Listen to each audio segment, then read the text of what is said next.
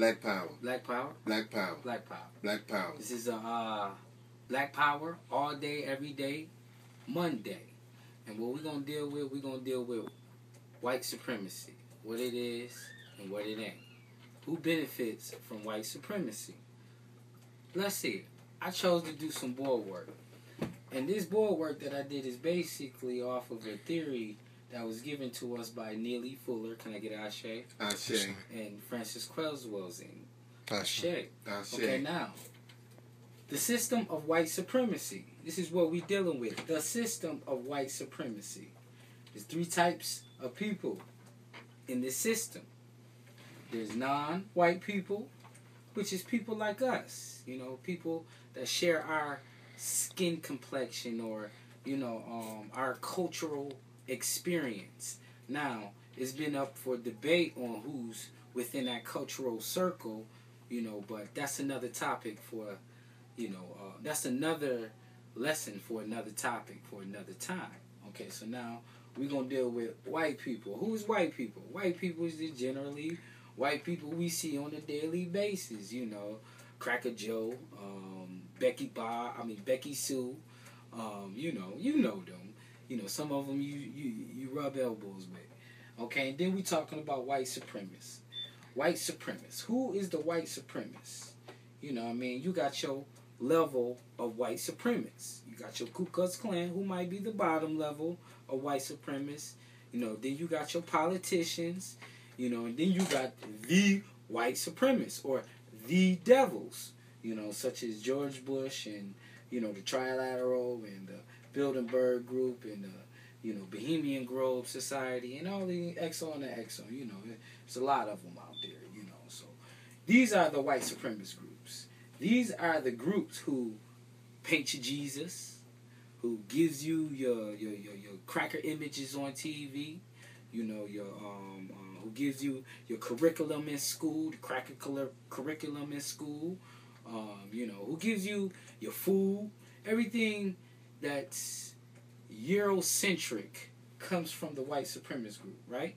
Now, white people benefit from white supremacist groups or the idea of what white supremacist group has put upon us, such as school, such as TV, such as Jesus, such as your money, you know, because you got cracker faces on your money, such as holidays, and so forth and so forth.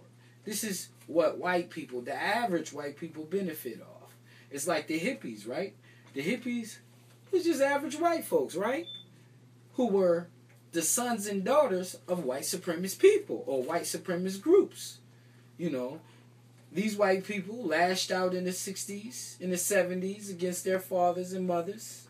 You know, eventually some of them came home, you know, understood the trial and error of their ways and got white supremacist jobs, such as Wall Street, such as the bank jobs, such as police department jobs, fire departments, the Exxon and Exxon. So these are the beneficiaries of white supremacist groups. Now, with me is I say fuck both of them, for the simple fact that I don't walk up to a police officer hoping that this cracker good. I'd be a fool to say, well, you know, this is a good police officer, and I don't know him. You know, that'd be naive for me to do that. So I kind of treat like white folks like all white folks, or I treat white folks like the police. Just don't deal with them. Now, the non-white people section, us, people who get it the most, I mean, the worst. You know, our schooling is inadequate. You know, the images that we see on TV is not there. You know, our African holidays missing, reparations missing. Now, my question it is, how many white folks have maybe petitioned for reparation? Went to their fathers, went to their uncles, their grandpappies, and thus for, and asked for reparation? How many white folks have complained about the images that's on their TV? How many white folks that you know that's completely outraged at the fact that there's a white Jesus. Come on, give it to me now. Give it to me now. It's almost missing, right? So when we say who benefits off of white supremacy or the idea of white supremacy, it have to be those average crackers.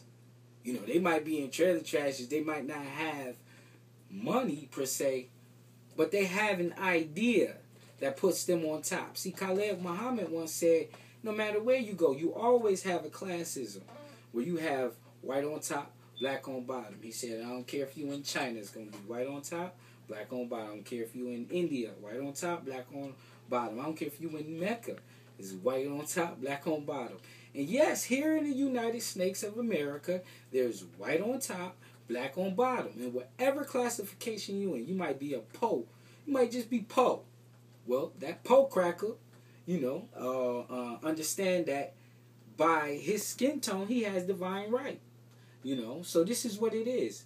This is what it is. This is how white supremacy plays out. And this is how Europeans or just average white folks benefit off of that. And these are the Jews. These are everybody. You know, don't be mistaken.